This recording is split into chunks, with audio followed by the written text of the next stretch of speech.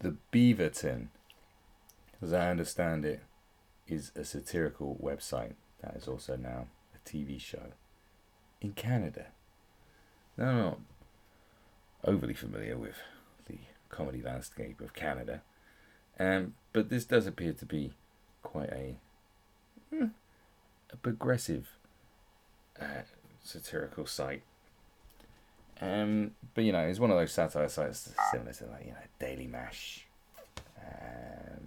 The Onion, and Wonder Music. Is it Wonder Music? Wonder Characters? I can't remember what it's called. That kind of thing. But the difference is, it's not really guilty of pushing ideology. It's more guilty of not being funny. Because someone shared a story, a story from here, an article, and I looked at it and I thought, well, they've completely missed the trick here. It did have the potential to be funny, and as I delved into this website, I realised that it was awfully unfunny. It's one crime to be pushing weird stuff into our brains on a daily basis, but it's a bigger crime not to be funny when you're trying to be. That is unforgivable. Everything can be funny. Everything. But they seem to have missed the point here, and you will see why. Now, this isn't the article that was first shared. Stories, article, blah, blah, blah, blah. But this is one I found. I'll go through first, because obviously this is this is a hot topic at the moment, isn't it? Obviously, this is the guy Shane Gillis, who was being sacked from Saturday Night Live. Maybe had the shortest lived career on Saturday Night Live of all time. I don't know, maybe there was someone who was there for 10 minutes before they got sacked. Maybe they defecated on the desk or something. But it says free, so this is the headline that's supposed to draw you in. Satire sites usually do very well. Very good one called NPC Daily that I did a video on before, which does exactly what it says on the tin. You should check that out. But free speech advocates upset Shane Gillis denied constitutional right to late night TV gig. See, that could be funny. That could be. Yeah, it's like, people going, oh, it's our constitutional right to say what we want. That's the thing, but it's like, oh, has the right to a TV gig. I think the point is that in this climate, there is apparently no such thing as growth, which is very bizarre when you have people pushing for the right to transition sexes, let us say, at any stage in life. That is a type of growth, transitioning. That is, you are becoming something new, you are changing. You are changing, but apparently, if you did something a few years ago, apparently that's exactly who you are. When you were 2, and you rubbed yourself against the desk and discovered that you had a penis, well, apparently you're a sexual pervert for the rest of your life. New York City, following an announcement that Saturday Night Live is officially cutting ties with Shane Gillis, self-proclaimed online defenders of the First Amendment insist that this is a blatant and dangerous violation of what they think is in the Constitution. This is a clear example of a violation of the sacred American right to work on a late-night TV show and waited 45 years to cast an Asian person. Now, this would be funnier, in retrospect, if you just cut out that waited 45 years to cast an Asian person. As if like that's the most important thing on a comedy show, is that someone must be Asian. I always bring it back to football analogies. But they're good, because football does not discriminate, okay? As much as people like to say it does not. Because there's no identity quotas in football. The English national football team is overrepresented by black players because clearly they're doing better, and that's fine. Right? If you look at the population, that is 87% white. Well, therefore, you're just saying, well, we need more of these players. Why aren't there any Sri Lankans or Indians? Okay, Indians and Sri Lankans, generally don't play football as much as other races, if you like. They just don't. It has been talked about before. So, they're not going to get like some Sunday leaguer who has really bad heart problems and can't even run. to become an international England footballer just because they need to fill a quota. It's silly. See? Now does it all make sense? Right. Shane Gillis was part of a trio of comedians recently announced as new cast members in a long-running comedy show dedicated to propping up Alec Baldwin's career. I think that's kind of funny. Revelations about Gillis' controversial comments emerged after internet users dug all the way back to things he said a year ago. It's a year. Do you know how much shit has changed for me in 6 months? You would not believe it. 6 months ago, I was like a completely different person. I swear to God. So, fuck you. The founding fathers were very clear, explains a Twitter user going by the name The Truth Hurts 91. Oh, you see what they're doing there? Sort of a dig at Ben Shapiro types. If you, as a citizen of the United States, cannot say racial slurs on your podcast, use homophobic language, talk about... See, now it's just See, here we are, we're just preachy. It goes on, and look how it goes on and on. You'll hate other races, speaking mocking fake accents, use derogatory language about women, and keep your job on late night TV, then all of the members of the great nation are in danger. Representatives of Saturday Night Live have announced that they will attempt to replace Gillis by embarking on a nationwide search to see if they can somehow track down another opinionated straight white man with a podcast.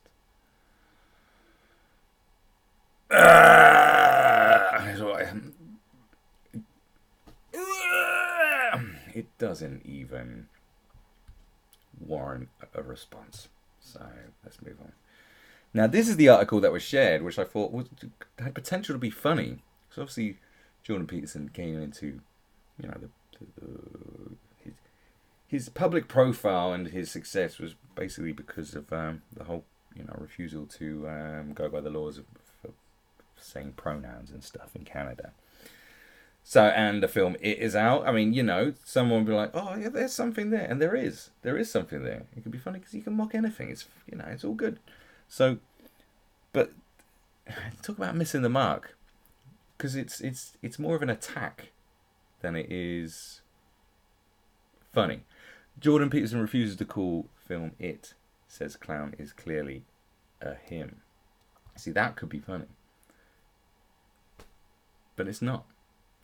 Toronto, controversial U of T psychology professor Jordan Peterson once again ignited a public furore last night, refusing to refer to a popular Stephen King-based horror film by the gender-neutral pronoun it, on the grounds that the titular character, Pennywise the Clown, is obviously a him.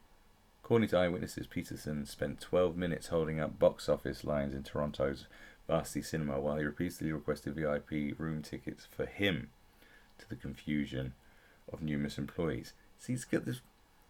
It's not very punchy, the humour here, is it? It's not like a... But that's kind of funny.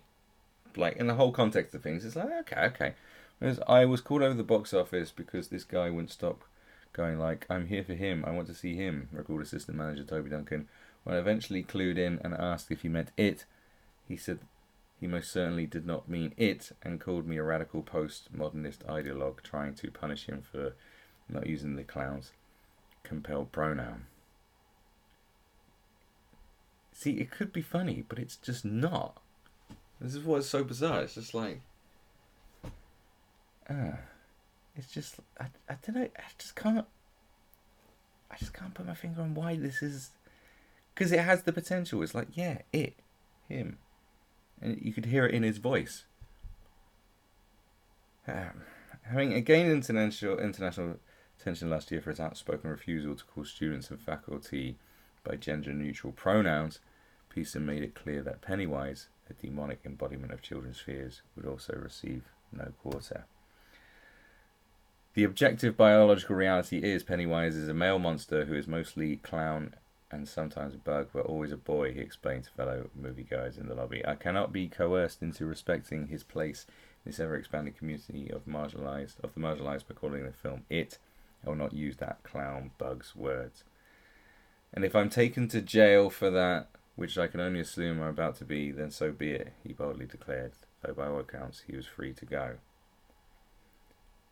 See there, that's where they sort of just have to ram it in, going, oh, these people are crazy because of the way they're talking, because they refuse to, you're free, you know.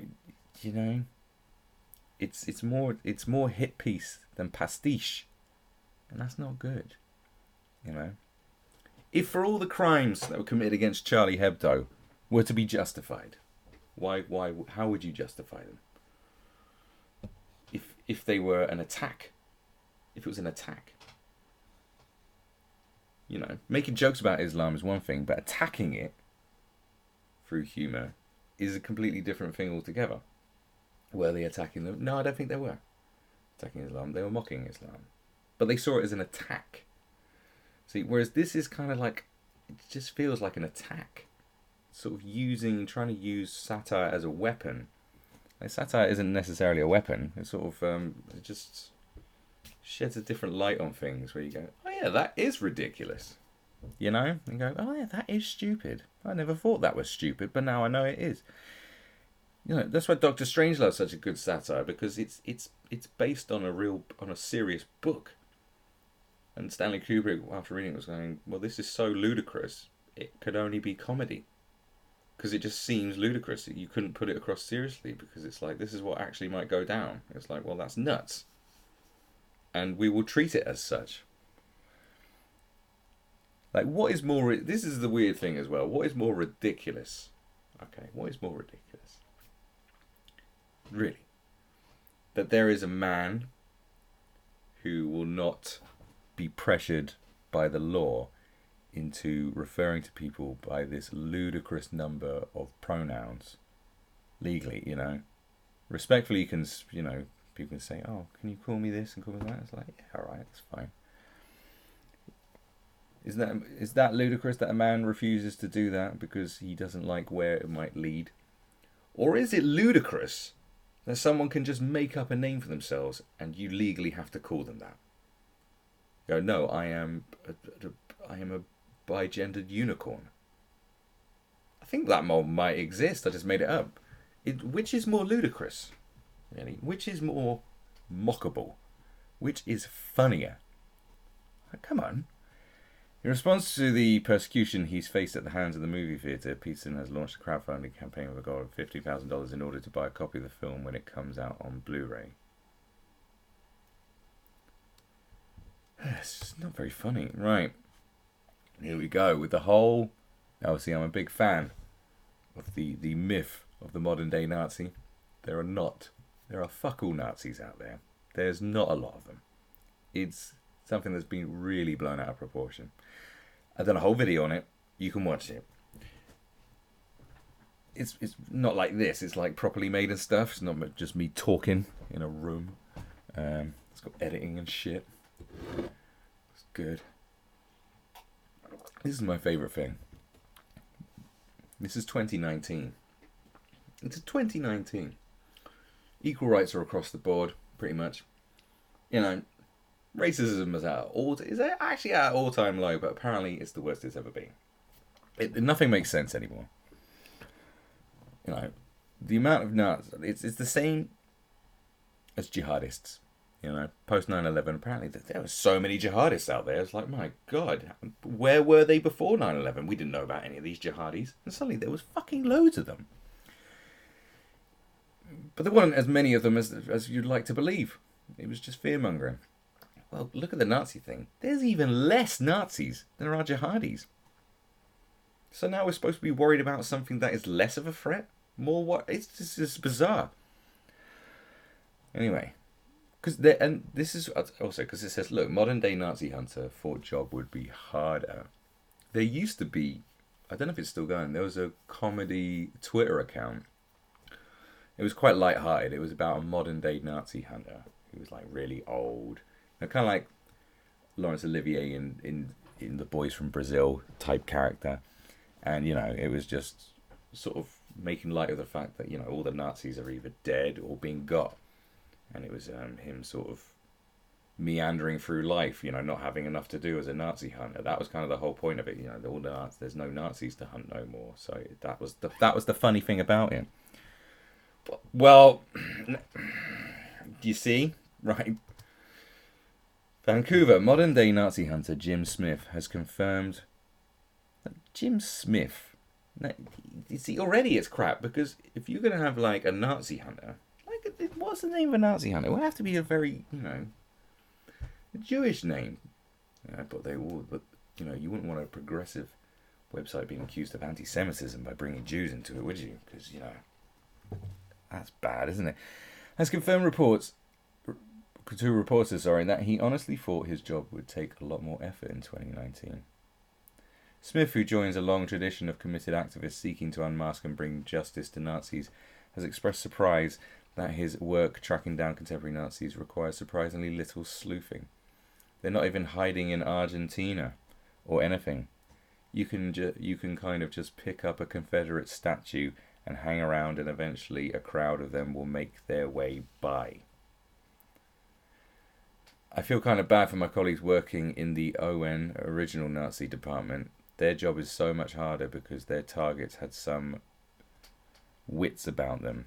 Plus, they're all dead. Alright, it's a modern Nazi hunters because there's a new type of Nazi. As if there's a Nazi hunting building and there's an original Nazi. Smith elaborated that he had been prepared to spend years systematically tracking down violent and hateful people by questioning witnesses. Combing through records, perhaps even moving cities or learning a new language to pick up trails of clues. I honestly assumed I'd have at least looked through some forged Czechoslovakian passports or something. Czechoslovakia doesn't exist anymore, it's the Czech Republic and Slovakia, you twat. But on the downside, now instead of going to Prague, I have to go to rural Pennsylvania. Smith's initial assumption was that most of his targets would have been hiding under assumed identities for a long time. However, he has been stunned by the ease with which he has located individuals espousing white supremacist and violent views on websites hosted by multinational corporations. See, look who it's going after. It's going after the fucking platform this video's on. I ended up accidentally watching a YouTube video from a guy who said he was a Nazi when I finished watching one about toilet valves. This is a goldmine, he added before, shuddering sadly. See, you've missed a trick here as well with comedy, my dear friend. Because the funny thing is there's no fucking Nazis, and it'd be like, oh, Nazi hunter inundated with reports of Nazis, and then just have the reports that come in are just absolutely ridiculous and not worth his time. Going, well, this person said, I don't know, this person made an off-key joke about the Chinese. He's a Nazi. Do you know what I'm saying? Like, suddenly inundated with hysteria. It's hysteria has made me has made me in demand. Yet there are no Nazis to find. That's the actual fucking joke. But no, not for nutters. Because this website is clearly run by nutters. Last one, I promise. Volunteer announces plan to build white saviour complex in Africa. Like, this is such a... The whole... Like, why does everyone talk about colonialism now? Like, it's dead. And... like, it's such a weird thing. I don't know why everyone's sort of constantly going on about colonialism all the time now. It's like it's been gone. As if the effects of it are sort of... There are long-lasting effects of colonialism, but in certain countries, mainly African countries, but in other countries where colonialism was, where there was are doing quite well. It's really weird. It's like you sort of pick and choose which ones. So some apparently have been fucked over by it, but other ones are absolutely fine now. And in fact, look at India. India is richer than the UK now. Like, there's a whole I was hanging out in Bangkok. The first time it was about a year ago, and this is the first time I've been back to Bangkok for like 4 years. Was it 3 years? Maybe 3 years. And things have rapidly changed. There used to be a thing. It was fucking bad. You read reviews of clubs, right? And there would always something would come up going, they're racist. Saying towards like many brown people from India, not letting Indians in because they view them as not having money. This is a thing that's going on. It's fucking shocking, and it's like, my God, that's quite disgusting, and also kind of stupid. Well, actually, it's less less for them to travel than it is for us, and maybe it's cheaper for them to fly there, actually. All right, okay, let's ignore that one. But no, a year ago, I was walking around a club, and there was standing, there's Russians popping bottles, and obviously you got the Chinese popping bottles, but then there was Indians surrounded by bitches with bottles of Belvedere this fucking big, those ridiculous magnums of champagne with sparklers in it and shit, chucking money around like no one's business. I was like, shit has changed, and I was treated worse than they were treated. It's like, well, things have changed, Like, there's no such thing as white privilege. It's called, well, who's got the money right now? Them. You can, well, you've got this Brexit thing going on, haven't you? Right, you can fuck off. Yeah. Well, I know that's gone on a long sort of thing, but, India's done very well. So it's a weird thing to keep going on about how, like, colonialism fucked up everything. You can't blame it all on colonialism, because then you'd have to, like, give props to colonialism. You shouldn't blame it and all give props to it. It's like, it's a thing that happened, the good and the bad. It's the same way with the Nazis. I mean, Jesus Christ. Think about all the amazing technology and the scientists that came from Nazism. Like, are we to praise Nazism or go, no, it's bad? Well, obviously we go, it's bad. But you have to, like, recognise that, oh yeah, some good stuff did come out of it and it didn't fuck everything. It's bad. I know it seems fucked up, but, like, that's the beautiful balance of life, isn't it? Life is rich and colourful. Anyway, let's quickly go through this because someone's calling me. Toronto, in a well-meaning attempt to uphold and reinforce neo-colonialism, volunteer Rebecca Becky. See what they've done there? Becky with the good hair. Good Jesus Christ. Smith Anderson has submitted a proposition to build a white saviour complex somewhere in Africa. Smith Anderson, a self-proclaimed traveller, not a tourist, found her passion for Africa and its people when she became head organiser for the Coney 2012 campaign for the Scarborough region. She then went on a goodwill trip to Africa, although when she arrived she found that it wasn't all that she was expecting. I love Africa, it's the best country I've been to by far, she gushed. But I feel like I need a space to feel even better about myself while doing the absolute minimum amount of work for the people in need. Oh, and I also wanted better Wi-Fi. You see, there could be something funny about the la-di-da people that go to Africa and go to these countries and just completely clueless. But again, they haven't done it very well. Like there's something there. There's good. This is a good jump-off point for something funny. But it's just and better Wi-Fi. That's such a lame joke. Oh, and I wanted better Wi-Fi because I'm Becky. It's like, come on. You can do so much better with this kind of... This idea has been killed. Because this is what annoys me. When people... Because once someone does an idea... Because similar ideas come to a lot of people. Right? It happens. Stuff goes on. But when someone does it before you do it, and it's shit, it means you can't fucking do it. That fucking pisses me off. So I might start remaking all of these articles and jokes. Just get into the joke remaking business. The funny article remaking business. The comedy video remaking business. I might just start doing that. I might set up a whole channel that is just remaking stuff. Because, hell, that's all Hollywood is now anyway. So it doesn't really matter. I might create a whole genre of the remake. Remaking joke articles and remaking comedy sketches that have missed the fucking point. The complex is a proposed area dedicated to those who took the time to spend their parents' and their poorer friends' parents' hard-earned money on a trip to save Africans from... I am so bored of reading this. There is a fake health clinic where aspiring doctors with no prior experience can perform medical procedures on mannequins as opposed to real... Another part of it, it's just like... A complex perpetuating an extremely outdated and condescending stereotype that is not indicative of the rich and varied identities of African nations, says Robert Oladipo, a member of the Pan-African Parliament. But it keeps volunteers from going out into villages expecting some heart of darkness nonsense and bringing us shitty protein bars that I'm all for it. Like, it's to hit them... Like, you've gone on the nose going, the market is perpetuating an extremely outdated and condescending stereotype that is not indicative of the rich and varied identities of African nations. You didn't need to fucking say that. God. Why did you need? You didn't need. What? It's like, oh yeah, by the way, this is what it always is. Always hammering people over the head as if everyone's fucking stupid.